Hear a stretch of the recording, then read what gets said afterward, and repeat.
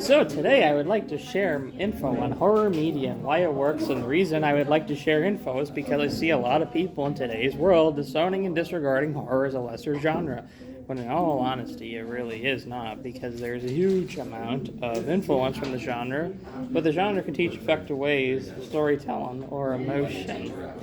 Starting from music with heavy metal, while not exactly horror, a lot of the popular bands such as Black Sabbath or a classic black metal act like Venom have a horror theme, and Black Sabbath's original intentions were horror as shown through the very doom and wailing thick tone. Um, Heavy metal in general has a lot of emotion behind it, whether it is anger, happiness, fear, or sadness. It pulls on all the strings. General horror can be made to either scare or entertain people. Classic horror movies are a good example. They can be used to share an artistic expression, examples being classic horror, or they can be well made but fun, like the 80s horror comedies such as the classic films Ghostbusters and Beetlejuice. A classic example is James Whale's Frankenstein from 1931, that at the time was scary because it showed the unimaginable, but also made the audience care for the characters to make them worried. But they would put a lot of detail in the story and the visuals to make the viewer feel like they are there. With Frankenstein, they write it so that the monster feels real, and Henry Frankenstein's acting is convincing. The scene in the middle where the monster meets a little girl is well done and effective, putting a lot of emotion as to why you should feel sad and scared. B-horror movies are also a good form of horror, used to entertain, such as the classic slasher movies like a Friday the 13th, or Weird Bizarre like a Roger Corman or Laurie Kaufman movie.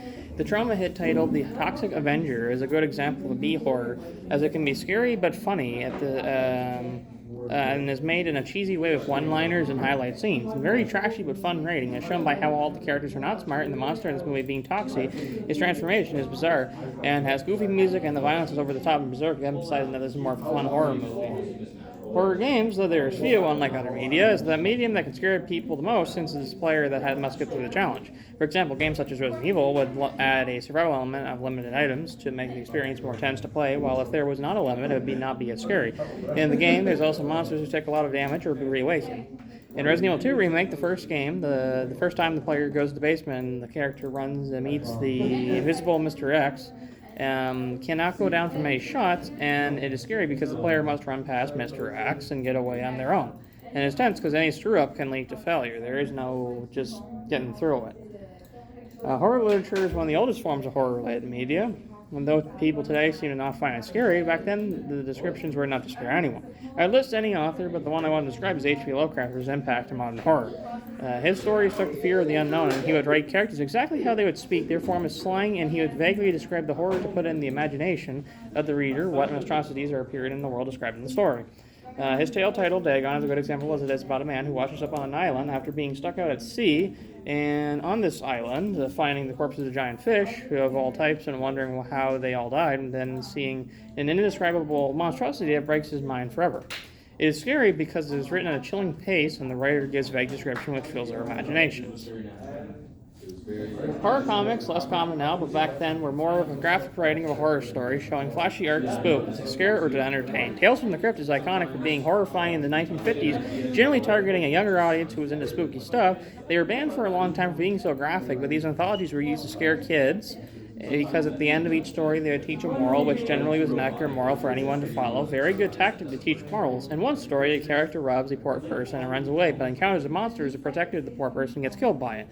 It works especially for a young audience because it instructs kids, especially to not rob, or else the fear of this monster will come in. Scary art can be used to weird a person out with the expression the art is trying to portray with the coloring and shading. A good example of this is the art of Clive Barker. He's a famous author and director, but he also paints bizarre paintings made to make someone have the chills and think for a while about certain elements and to make a memorable image that will take a while to leave one's own mind. One painting is of a distorted figure, but it uses a lot of color and detail to make it, so the viewer must piece together the image, and once it is pieced together, the viewer ends up with a scary image in the back of their mind. Folktales / urban legends such creepypastas and other forms of retold stories are the oldest form of horror-related media, such as the tales like the urban legend of Bloody Mary, a fake curse, where it is passed on to scare generation from generation the fear of saying the name in the mirror 3 times. Curses and folktales like that are to scare people from going to places they should not, such as allegedly haunted houses that might not be haunted, but it could have terrible things in it. Overall, horror-related media, in my own opinion, is exceptionally good media to influence one's own emotion because it can be used for anything. It angers me how some people, especially professional artists, disregard it, especially when some elements of their craft came from one of the old horror professionals. A lot of movies you see today are influenced by Caligari, Universal, or even Bronze Age films. Same goes for books like with a Poe or a King or a Matheson or anyone. That type of media I would ever disregard because it's so much capable of the form you can do in any genre and medium to display what you want in it. I hope this gives you useful info as to why horror is not a genre to disregard.